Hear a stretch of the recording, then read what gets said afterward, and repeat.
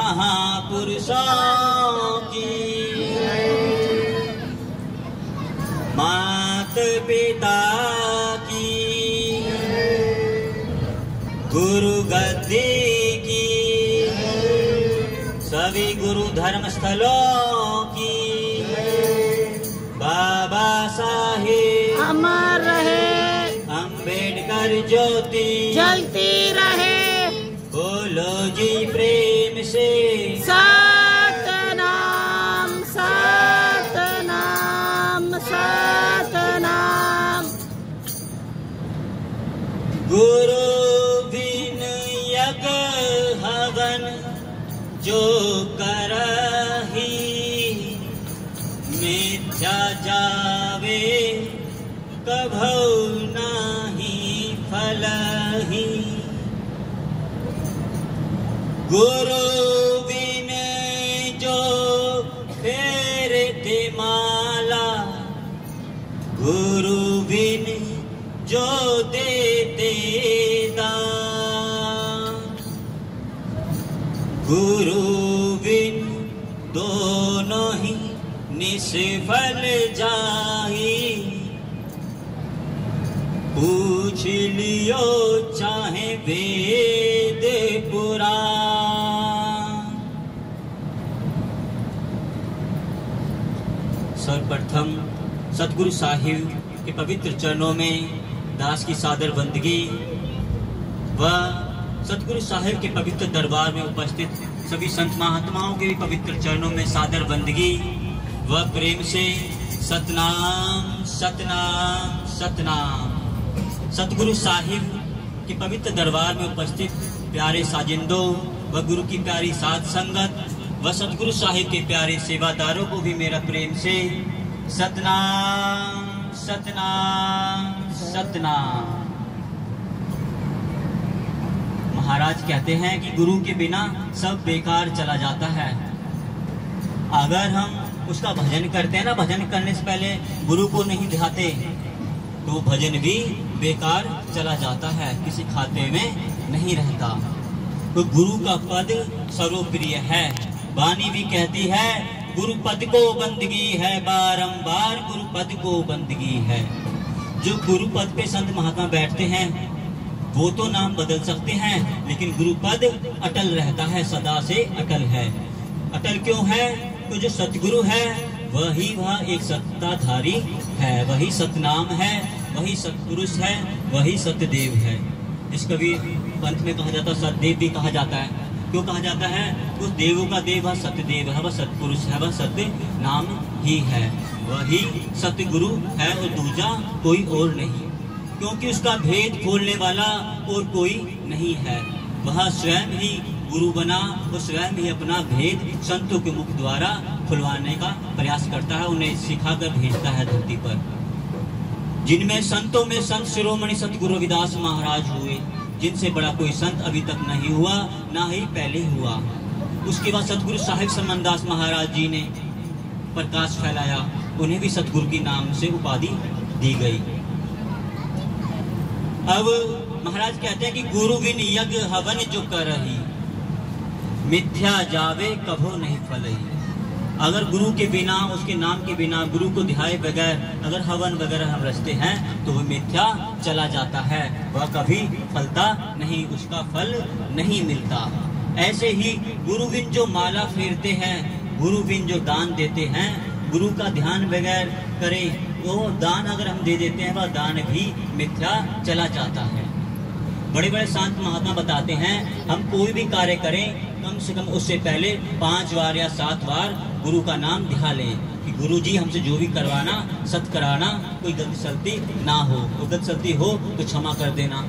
तो ऐसे आज्ञा लेके फिर हमें दान करना चाहिए, तो वह दान कभी निष्फल नहीं जाता। महाराज ने कहा है, एक जगह कहा गया तभी भजन के बारे में बताया गया कि भजन बिना नहीं तिरने का। भजन बिना क्यों नहीं तिरने का?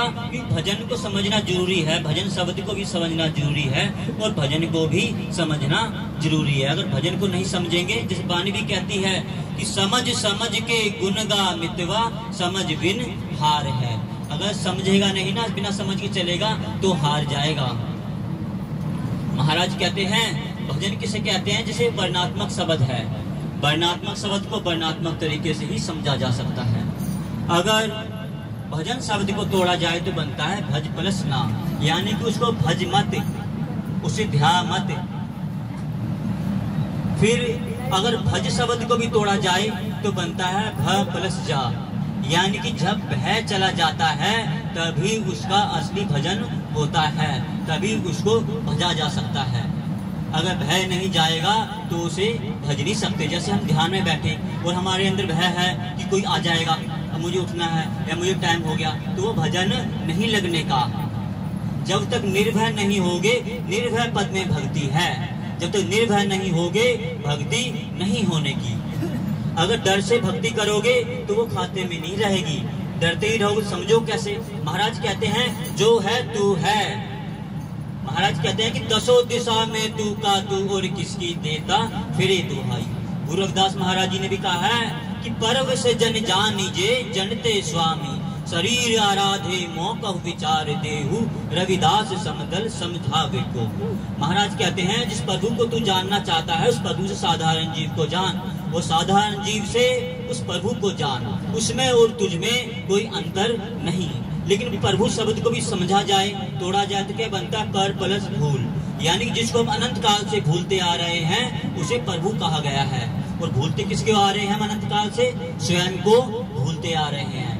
जब तक हम स्वयं को जानेंगे नहीं तब तक पार उतरना असंभव है। क्योंकि जब शिवजी था, शिवजी के अंदर भय था, तो क्या हुआ? जब शिवजी को भस्मासुर भस्म करने के लिए आगे बढ़ा, उसके अंदर भय था तो भागा। अगर वो मालिक होता तो भय क्यों हो उसके अंदर?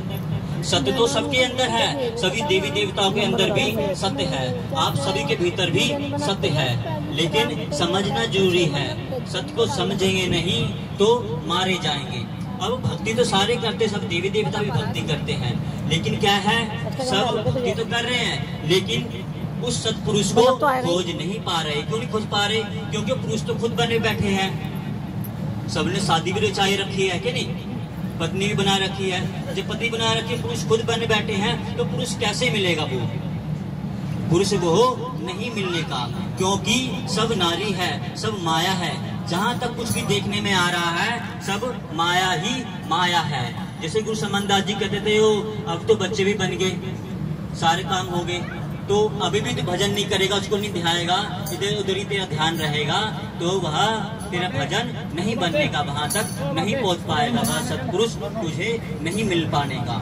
क्योंकि चारों तरफ माया ही माया है, हर चीज माया से ही बनी है। अब जैसे कहा गया कि नाम की कमाई बताया गया है, नाम की कमाई क्यों जरूरी है? नाम किसका है?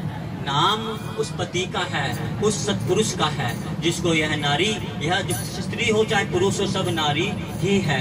जब तक उस पुरुष को नहीं खोजती, उस सत्पुरुष की रटन में नहीं लगती, अपने सत्पुरुष सतपति देव की शरण में नहीं लगती, उसकी रटन में नहीं लगती, तब तक वह मिलना मुश्किल है। महाराज कहते हैं नाम की कमाई, नाम की कमाई वह करता तो है, होती क्यों नहीं? नाम शब्द को भी समझना जरूरी है। नाम शब्द को तोड़ा जाते बनता है ना प्लस मैं। जब मैं नहीं रहती तभी उसका सच्चा नाम जपा जाता है। और उस नाम किसका है? उस सत्पुरुष का है। जब सत्पुरुष को हम बिना भय के, बिना मैं के नहीं जपेंगे, तब तक उसे पाना असंभव है। जैसे समझ लो स्त्री पुरुष होते हैं, अगर वह स्त्री अपनी मैं करेगी, अपनी चलाएगी, तो वह क्या घर आगे नहीं बढ़ने का। क्यों नहीं बढ़ने का? क्योंकि वह अपना घर छोड़ के उस पति की शरण में आई है, अपना घर छोड़ के जिससे शादी हुई है उसकी शरण में आई है। वहां पहुंचकर भी उसका कहना नहीं मानेगी, लड़ेगी, झगड़ेगी, तो वह घर क्या चल जाएगा? नहीं चलेगा, उसका ठिकाना कहीं नहीं रहेगा। ठहराव जरूरी है, क्योंकि अगर जल के नीचे, जल के तल की वस्तु देखनी है तो जल को ठहरने का इंतजार करना पड़ता है। इसी का नाम ध्यान है। ध्यान शब्द को भी समझा जाए तो बनता है ध्या प्लस ना, यानी कि ध्याना, यानी कि याद ना कर उसको बार बार। याद करने से वो नहीं मिलेगा, उसे बार बार रटने से नहीं मिलेगा। क्यों नहीं मिलेगा? जैसे एक महात्मा जी एक कथा सुनाते हैं कि शिकारी आएगा, जाल बिछाएगा, दाना डालेगा, चुगना मत नहीं तो फंस जाओगे। क्योंकि अब जो तोते ने नाम, कहानी तो लंबी है लेकिन शॉर्ट में ही कर रहा हूँ। जो तोता जो गुरु से नाम लेता है तो यही शब्द वह रट लेता है कि शिकारी आएगा, जाल बिछाएगा, दाना डालेगा, चुगना मत नहीं तो फंस जाओगे। अब वह रटता तो रहा लेकिन उसको समझा नहीं, वह रटता तो रहा उसको समझा नहीं। तो क्या हुआ, शिकारी आया भी, जाल भी बिछाया, दाना भी डाला,